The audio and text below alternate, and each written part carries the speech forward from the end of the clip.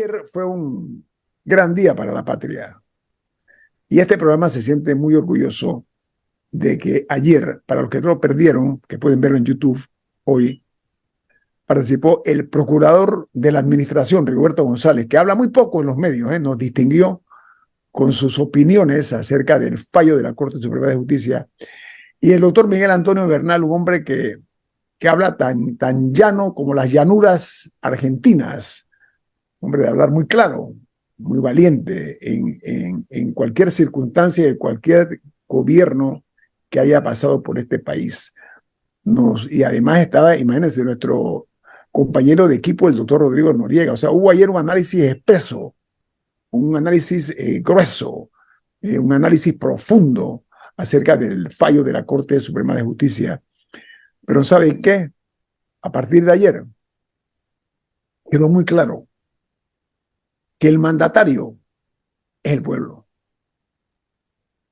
Y que el mandatario que se conoce como mandatario del presidente es un mandado por parte de nosotros que somos los que los llevamos a todos allá a las alturas del poder. Esa es la realidad.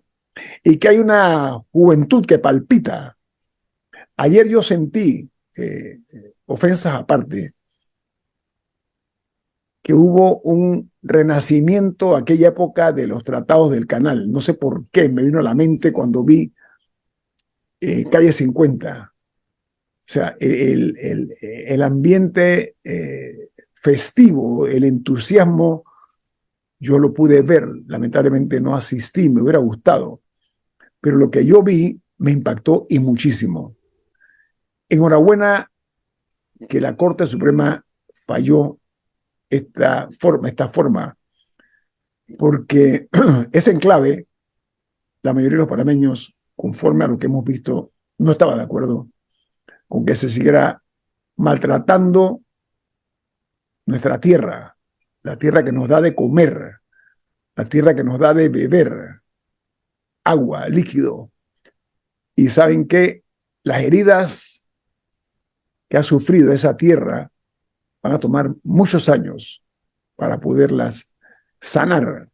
Cuando digo años, estamos hablando casi que de un par de décadas, ¿eh? Para que vuelvan a ser las tierras que tal vez nunca volverán a ser como eran antes. Ni el agua que estaba en los ríos y en las fuentes líquidas ahí tampoco volverán a ser iguales. Pero bueno, ayer el presidente de la República, Laurentino Cortizo Cohen, pronunció un discurso que yo calculé en menos de 3 minutos, pero Eduardo Guillén lo cronometró. ¿Cuánto duró el discurso, don Eduardo? 2 minutos 17, para ser precisos, ¿no? Y lo Significa... cronometré porque ya en las intervenciones anteriores el presidente había tenido participación muy rápida y muy corta, y yo, bueno, vamos a ver esta vez O sea, cuánto dura, ¿no?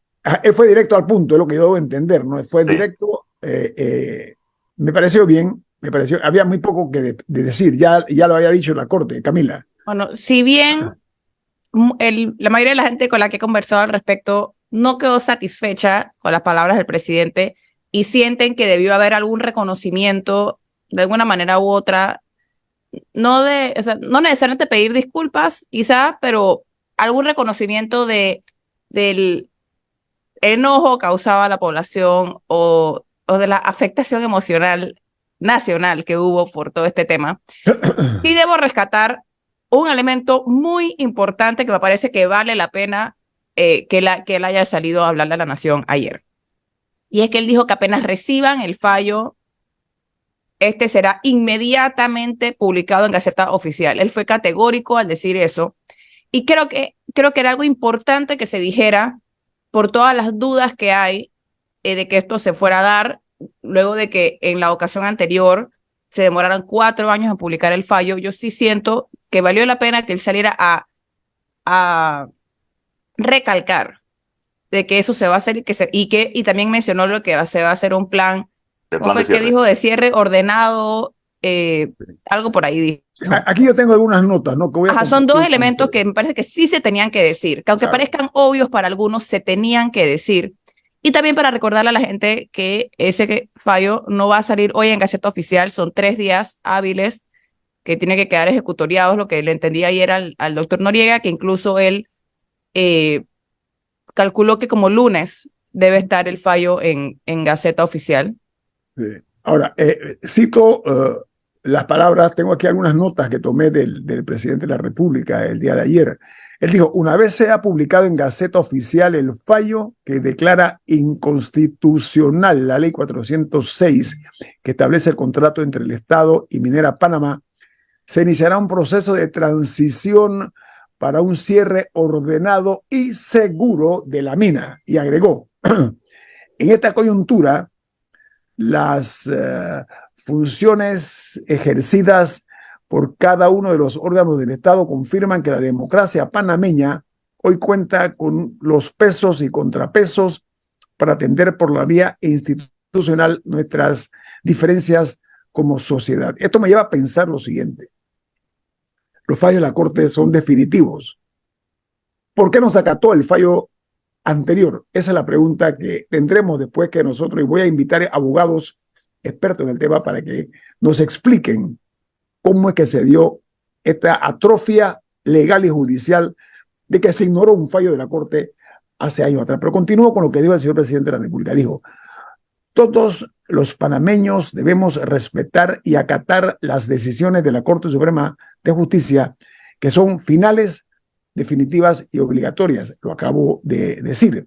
Y dijo que en esta coyuntura los funcionarios las funciones ejercidas por cada uno de los órganos del Estado confirman que la democracia panameña hoy cuenta con los pesos y contrapesos para atender por la vía institucional nuestras diferencias como sociedad. Yo voy a agregar lo siguiente. Creo que en esto no debe haber perdedores y ganadores. Eso no es saludable. Para mí no. Aquí hubo un solo ganador. ¿Saben quién fue? Panamá. Y el que sigue en el ranking ese de ganadores es la sociedad panameña. La que se atrevió a salir a las calles a protestar, la que lo hizo en silencio, la que lo hizo cantando en las marchas. A mí me emocionó y mucho, confieso, tengo ese problema que me emocionan ciertas cosas que me tocan las fibras. Cuando vi un grupo de damas en las afueras de la Corte Suprema de Justicia cantando tonadas y cosas, realmente no hubo un ambiente de agresividad. Qué bueno que no se llegó a ese extremo, porque se pudieron haber dado cosas inesperadas, porque los ánimos se pudieron caldear. Así que enhorabuena, y la Corte Suprema de Justicia emitió este fallo que era precisamente, además de haber fallado en estricto derecho, tenía el propósito de escuchar el clamor de la gente. Diga, Camila. No, y debo decir, por supuesto que no he podido leer las 234 páginas que tiene el fallo, pero sí he visto algunas páginas cruciales de la 162 en adelante, que es cuando ya explican los argumentos para fallar inconstitucional. Y debo decir que deja muy mal parados a la Asamblea y al órgano ejecutivo. Por ejemplo, aquí hay en la página 171, por ejemplo, que se refiere al hecho de que no se respetara el contrato anterior y que dicen, constituye una afrenta a la separación de poderes que ante una declaratoria inconstitucional de esta máxima corporación de justicia se haya negociado un contrato de concesión incurriendo en los mismos hierros.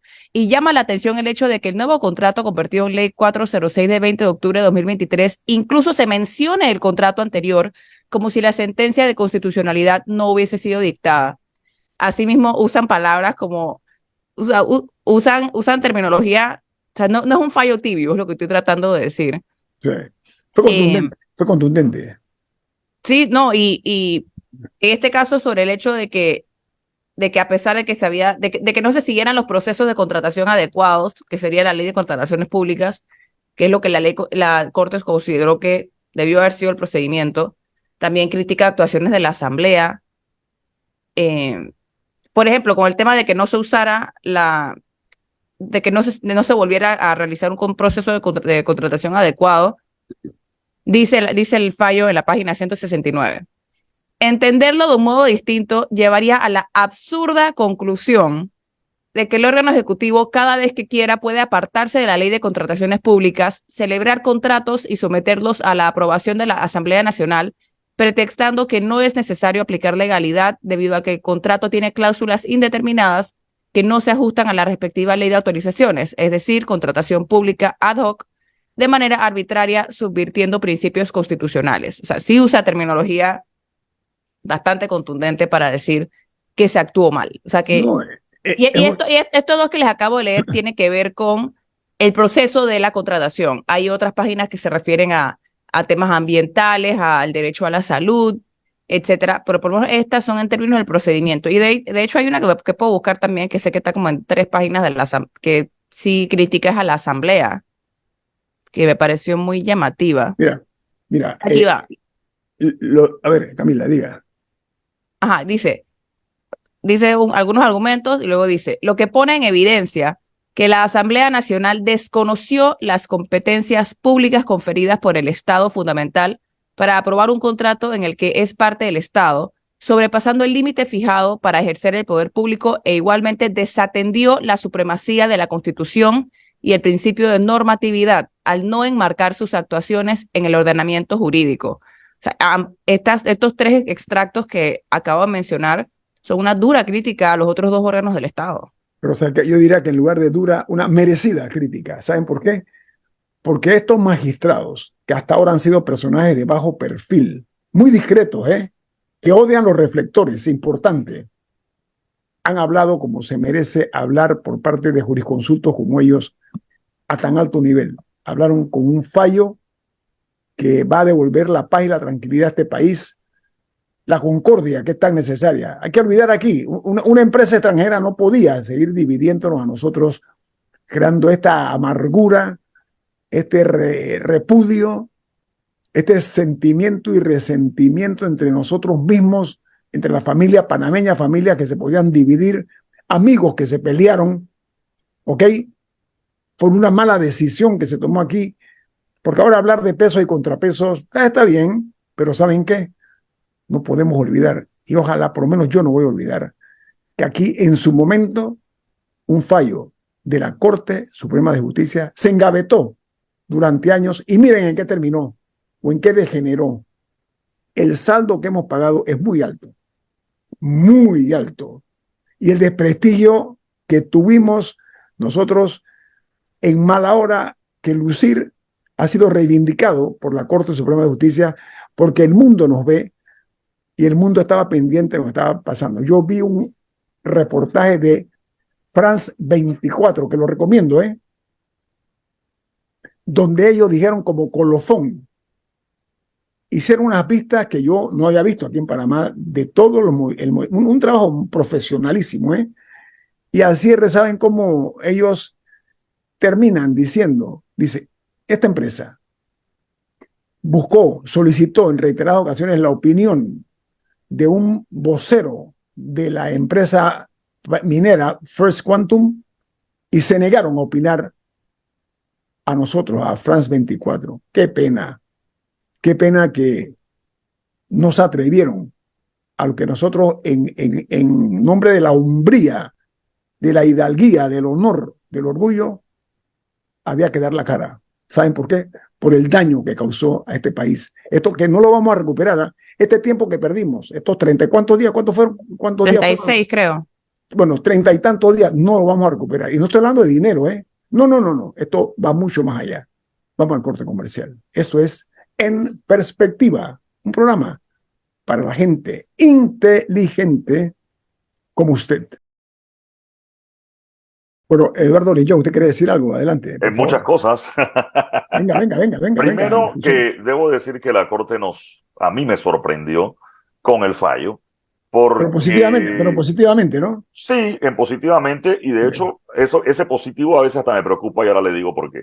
Pero me sorprendió positivamente con el fallo porque muchos esperábamos, incluso los entendidos, que la Corte haría un anuncio, digamos, del sentido del fallo y que el documento no estaría disponible sino como hasta un par de días después. Sin embargo, la Corte ayer tuvo el fallo. Y poníamos el ejemplo como hoy ocurre en el sistema penal acusatorio, en los que Cuando termina la audiencia, los magistrados se reúnen y dan un sentido del fallo. O cuando hay una audiencia, un juicio por jurado de conciencia, donde el jurado determina al final es inocente o es culpable, pero el documento como tal, el fallo, la sentencia, etcétera, no sale hasta unos días después, ¿no? Aquí la Corte madrugó, amaneció y salió con el documento completo de 200 y tantas páginas, Camila, ¿no? 234. Las 234 páginas, ese es el fallo. Llaman a Sevillano, o Sevillano ya estaba allí y lo notifican casi que de una vez, y me imagino que el procurador de la administración, creo que la de Sevillano la respondió el procurador de la Nación, A las ¿no? 9 de la mañana ya estaba notificado el procurador. Sí, bueno, ayer que era día inhábil, tuvo todo ese proceso. Entonces, yo creo que ¿qué ha pasado aquí, Guillermo Antonio, Camila Gabriela? La Corte subió la barra de ella misma.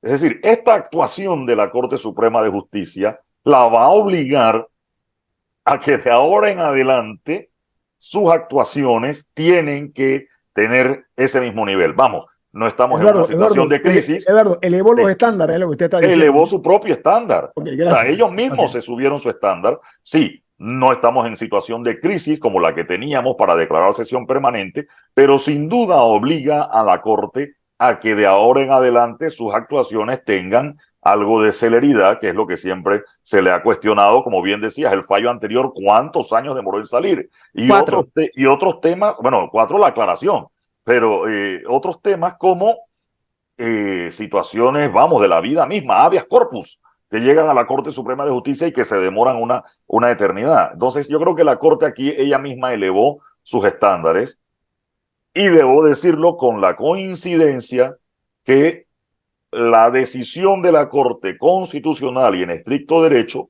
complace y coincide con lo que estaba pidiendo la ciudadanía. ¿Por qué digo esto?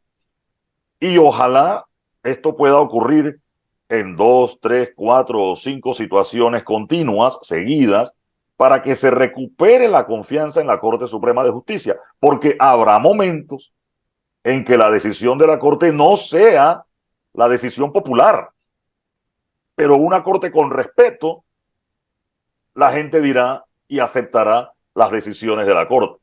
Que quede No, claro. y ese punto es muy importante porque las cortes no existen para satisfacer a las mayorías. Es más, muchas veces las cortes son la única entidad que defiende a minorías de los caprichos de la mayoría.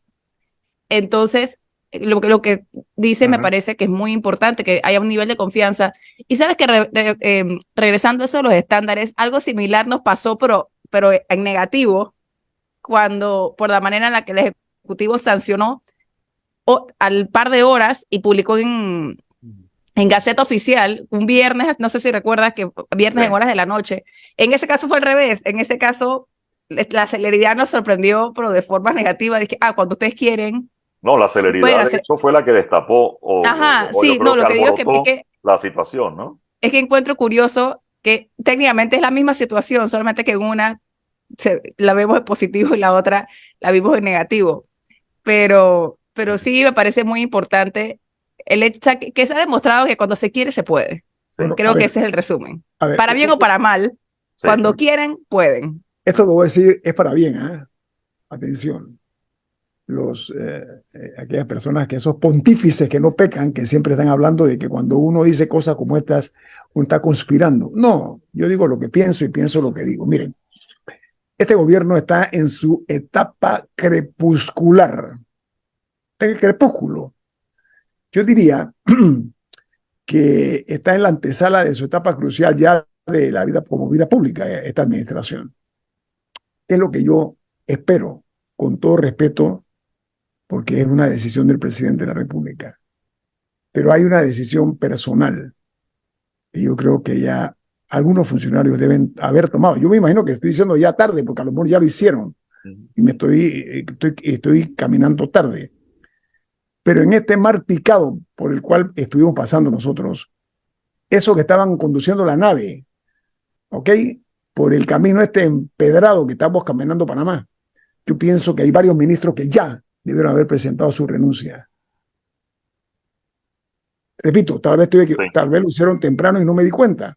A lo mejor ya están. Sí, por eso. Y hay 2 razones, Guillermo Antonio. Ajá. ¿La vergüenza o la dignidad? Las dos. ¿Por qué digo las dos razones? Porque si yo estoy convencido de que lo que yo estaba haciendo estaba bien y me sale esto en contra, yo sigo convencido de que lo mío estaba bien y tú sabes qué, yo no puedo seguir aquí. Eso es por dignidad.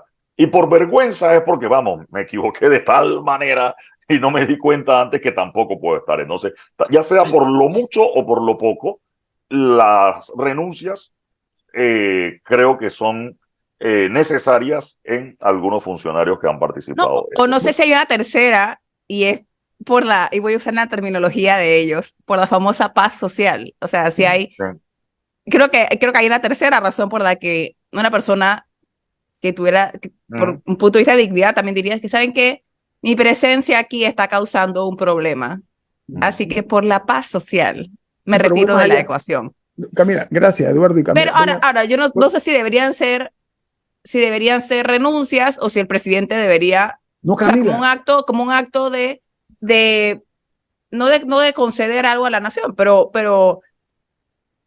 de buena fe, por decirlo así, decir, ni renunciar, yo voy a remover a estos ministros. O sea, no sé cuál Mira, sería más efectiva, porque al final del día siento que las personas sí necesitan sentir que hay un nivel de autoridad para hacer ese tipo de acciones. Yo O sea, siempre me he él no debería opuesto, esperar que alguien le renunciara. Además, Camila, yo yo creo que siempre hasta me he opuesto, y lo dije ayer, a ese mensaje romántico de que pongo mi cargo a disposición. Vamos, y digo romántico porque el cargo del ministro siempre está a disposición del presidente.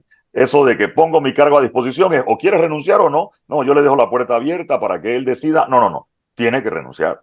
O, o el presidente sacarlo. Y vamos, y el tema de los abogados, yo conversaba con un amigo abogado penalista y él decía, hay quienes les dicen a su cliente preso, yo te saco mañana. Vamos, aquí estamos viendo 25 inconstitucionalidades en un contrato.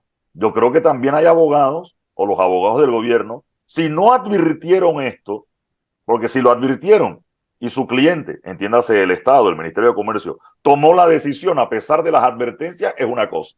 Pero si no se lo advirtieron, estamos hablando de, vamos, chambonada, por no decir negligencia. o negligencia. Sí, por Negligencia. eso Mira, te digo. Eduardo, a ver. ustedes dicen o, O las puede dos, ser y.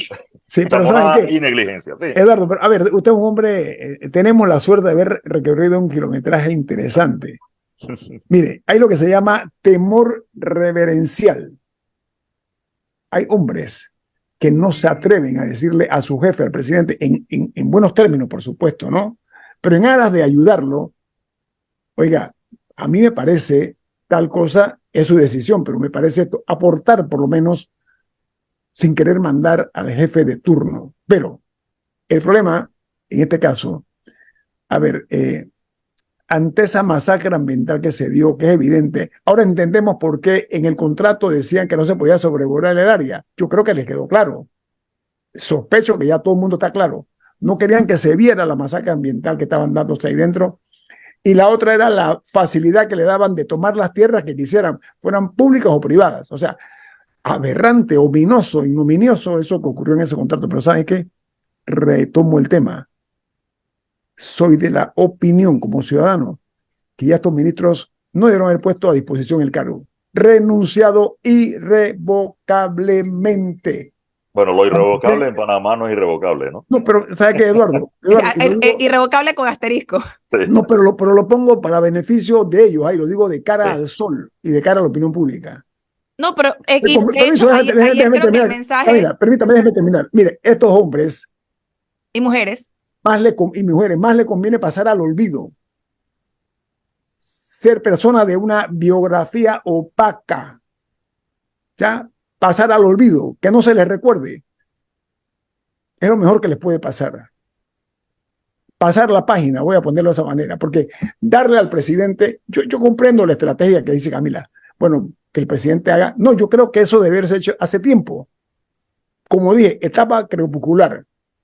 Eso significa que ya está al final de su mandato y en consecuencia, tras todas estas cosas que han pasado, hombre, el gabinete necesitaba urgentemente lo que yo llamo oxigenarse, purificarse.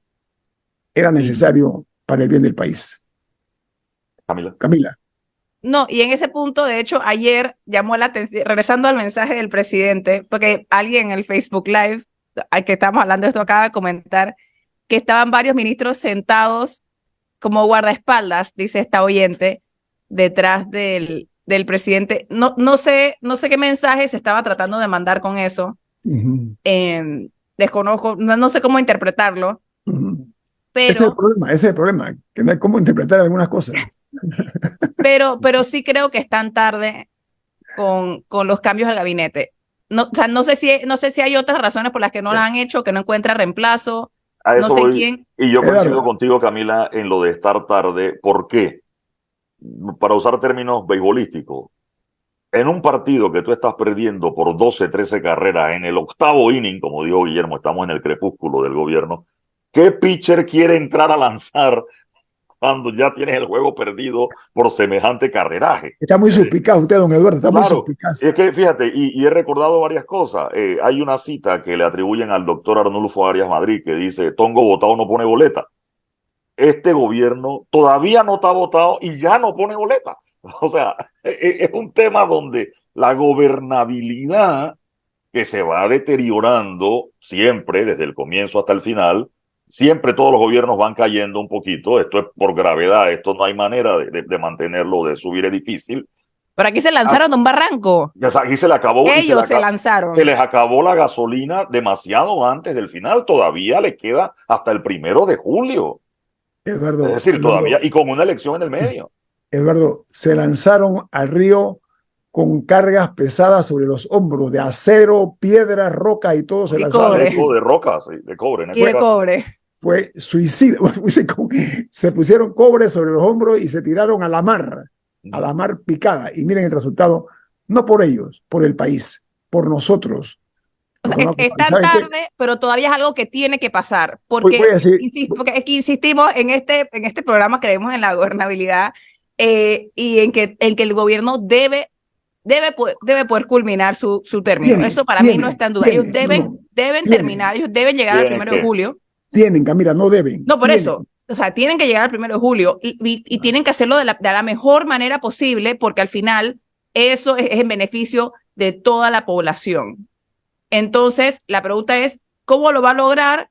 Necesitan otro equipo para poder hacer eso. Eso es innegable. Al regreso, vamos a ampliar sobre esta situación. El día después, vamos a llamarlo así, viene más. Esto es En Perspectiva, un programa para la gente inteligente como usted. Bueno, los que nos escuchan por Facebook ya escucharon a Eduardo, a Camila y a este servidor, Guillermo Antonio Adamés. Hablaba Eduardo de que JP Morgan nos pasó una película de terror porque vamos a perder el grado de inversión. Pero le decía yo a Eduardo, y por eso lo comparto al aire, que todos los partos son dolorosos, pero qué lindo cuando el niño nace después de ese parto doloroso. Este país ganó, y ganó respeto afuera, ganó respeto una vez más después de lo del Canal de Panamá, de la devolución de los Estados Unidos de América. Por eso que yo siempre dije, no puedo aceptar que aquí se diga que vamos a ser unos cobardes, pues que ahora una compañía canadiense, china, coreana, lo que sea, tiene más peso que los Estados Unidos de América. A mí no me cabía en la cabeza. Por eso yo dije y digo, si hubiéramos tenido, que no lo tuvimos, los negociadores de los tratados del canal, les prometo que otra historia habríamos estado viviendo. Faltó, ¿saben qué? Mejor no digo que faltó. Camila. Sí. Ahora que estamos en el día después. ¿Qué quiero decir? Y pensaron otra cosa, no mal pensado. Le faltó dignidad y defensa a la patria. Yo pensé en pantalones, yo no pensé más. No. Por eso mejor clarifico mi Bueno, posición. Diga, Camila. Ahora que estamos en el día después, Sí. hay varias cosas que ahora tienen que pasar. Y empecemos por la que está relacionada a nuestro grado de inversión. Panamá tiene que reformular su economía.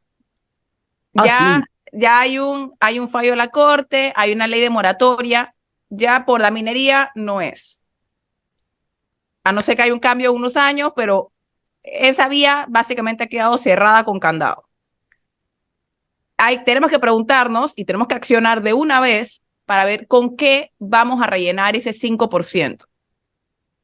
¿Va a ser el turismo? Camila, permítame un segundito. va a ser empacar El piñas. turismo. Camila, permiso, el O sea, turismo. no, pero nada para terminar, lo que digo es me que, gusta. o sea, más allá de simpatías o antipatías con la mina, el hecho es que ellos representaban un porcentaje del PIB. Entonces, y ese porcentaje hay que reemplazarlo. O sea, entonces tenemos que comenzar a definir para no estarnos chocando con muros y piedras después, qué queremos ser como país. O sea, cuál es la carta de presentación que queremos llevar por ahí, cuáles queremos que sean nuestras prioridades y cómo nos vamos a organizar para hacer de esas prioridades una realidad. Por ejemplo, aquí se ha hablado por años que Panamá le tiene que meter a el área de innovación y tecnología para hacer un hub para multinacionales, etcétera. ¿Cuáles son las acciones que se están tomando? El Senacito todavía se está muriendo de hambre. Entonces, tenemos que comenzar a hacernos esas preguntas y comenzar a diseñar nuestros presupuestos, los planes de gobierno, básicamente todo alrededor de las prioridades que escojamos como país, que claramente la sostenibilidad tiene que ser uno de los pilares de esto. Voy para allá. A ver, Panamá tiene que hacer una reingeniería ya. Como estamos, no estamos funcionando como debiéramos estar funcionando. Pero voy a decir algo más. La apuesta, o una de las apuestas, es el turismo. La grandeza de España, en parte, es gracias al turismo. Pongo un ejemplo y nada más. ¿Saben qué? Pero no el turismo para 4 avivatos, y lo digo en voz muy alta, los mismos 4 avivatos de siempre que quieren sacar provecho, porque son los grandulones, pues. Aquí hay que promover el turismo a nivel bajo, medio y también alto, por supuesto, respetando la inversión. Pero no puede ser que la apuesta nada más sea beneficiando a los que tienen influencia política o económica. Digo eso por delante, pero yo antes que termine el programa yo quiero hacer un alto, una reflexión el día después. Quiero decir, este país en esta coyuntura histórica lamentablemente dejó mártires. Yo quiero elevar mis respetos a los familiares de los que perdieron la vida y también por la familia de la persona que apretó el gatillo. Mi respeto para esa familia y cuánto lo siento, porque estoy seguro que fue un acto impensado. No estoy bajo ninguna circunstancia justificando nada. Quiero ser justo, tanto para la familia de los que murieron como la familia de la persona que fue la que llevó a cabo este acto mortífero. Mis sentimientos de pesar, soy honesto en lo que digo. Pero ¿saben qué? También creo, honestamente, que en lo que queda de gobierno hay que hacer, primero, a mi juicio, un mea culpa de qué cosas no funcionaron. No reparar por reparar, no remendar, sino cambiar el rumbo. Lo que queda de esta administración tiene todavía la oportunidad de lavarse el rostro, como lo hizo la Corte Suprema de Justicia, que tiene un rostro muy abollado por un desprestigio producto de malas decisiones que tomó esa Corte Suprema durante años. Se reivindicó, se lavó el rostro. Igual puede hacer el Ejecutivo. Creo que la oportunidad es de oro. Y que cuando llegue la hora de los adioses, salgan saludando al pueblo y no dando la espalda. Lo digo para bien. Por eso reitero y hago un llamado, siempre con las consideraciones que se merecen. Ya varios ministros debieron haber renunciado, ya. Y si lo hicieron, enhorabuena. Pero ¿saben qué? Camila dijo, o Eduardo, no me acuerdo, algo que lo trataron muy tangencialmente. ¿Cómo me hubiera gustado a mí que en lugar de ver 6 ministros, hubiera estado el gabinete completo detrás del presidente? Si no lo arroparon durante la crisis, hombre, por lo menos una vez solucionada la crisis, debieron haber estado con él. ¿Saben por qué? Porque se lo merecía. Porque un gabinete es el equipo de gobierno. El presidente nada más es el director de la orquesta. Y a mí me parece que el PRD lo dejó solo, que va a pagar las consecuencias de esto. Los diputados, no únicamente del PRD, creo que es una huella indeleble que no se van a... Es como un tatuaje muy grande en la frente que van a llevar por aquel hecho que en su momento dijeron, no vamos a firmar, no estamos de acuerdo con ese contrato. Lo llamaron a la presidencia y salieron de ahí presurosos, aplaudiendo, entusiastas, caminando hacia el abismo, de espaldas, caminando al abismo, aplaudiendo. ¿Saben por qué? Porque a mi juicio, ahí escribieron su historia política. No supieron caracterizarse. Cambiaron camaleónicamente con una visita al Palacio Presidencial. Por eso hablaba del temor reverencial. O, a menos que haya habido otras cosas, yo sí medio mal pensado, ¿eh? Medio. Confieso. Y me va bien cuando pienso mal. Ese aplauso, como usted dice, medio mal pensado, yo creo que es un poco más que medio. Ese aplauso que hoy tiene la Corte, ¿lo pudo tener la Asamblea, Guillermo? Por supuesto, Eduardo, por supuesto. ¿Lo pudo tener la Asamblea? Sí. Camila tiene la mano levantada hace rato. Sí, no, y otro elemento que lo mencionamos creo que tangencialmente en el cambio comercial, pero va a ser muy importante ahora es la educación. Por varias razones. Primero, porque hay que ver cómo se salva el año escolar 2023. Y los docentes tienen que ser parte de ese plan. Ellos, y lo he dicho al principio, ahorita hay todo un conflicto por la quincena que le retuvieron, que se la pagan o no se la pagan. Lo más probable es que se la van a terminar pagando de todas maneras. Pero más allá del dinero, la prioridad aquí es los estudiantes. Claro. Que no es sobre si los pasan con 2,5 o no. No, los conocimientos de ese último mes de clases. ¿Cómo vamos a hacer? ¿El año escolar se va a extender hasta enero? ¿Cuál va a ser el arreglo? Algo tiene que suceder porque esos estudiantes se merecen, necesitan y se merecen tener ese mes de clases. Y los adultos aquí van a tener que resolver cómo se lo dan. Pero que se los deben dar. Ellos no deben perder ese mes. Mira, también el tema educativo va a ser muy importante para complementar el punto anterior de la reformulación de nuestra economía. Porque lo que sea que decidamos que queremos ser, nuestro sistema educativo, que está en el siglo XIX, tiene que poder adaptarse a esa nueva realidad. Si nosotros decidimos que la ciencia y la innovación van a ser nuestra vía, el sistema educativo se tiene que adaptar a eso. Si decidimos que van a ser las artes, el sistema educativo se tiene que adaptar a eso.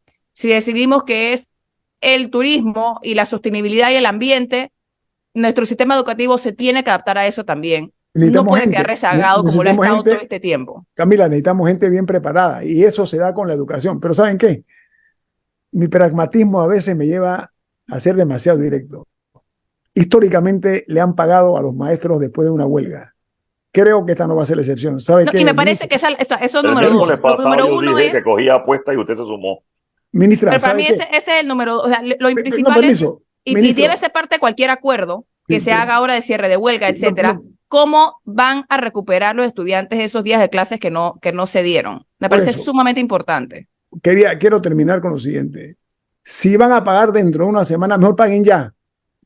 No podemos aguantar un día más sin clases. Ese es mi mensaje, por supuesto, con el respeto a la dama y al cargo, es obvio. Nos vamos. Eduardo Enrique Linjuen, Camila Adames Arias y este servidor Guillermo Antonio Adames, le damos las gracias por habernos acompañado este día.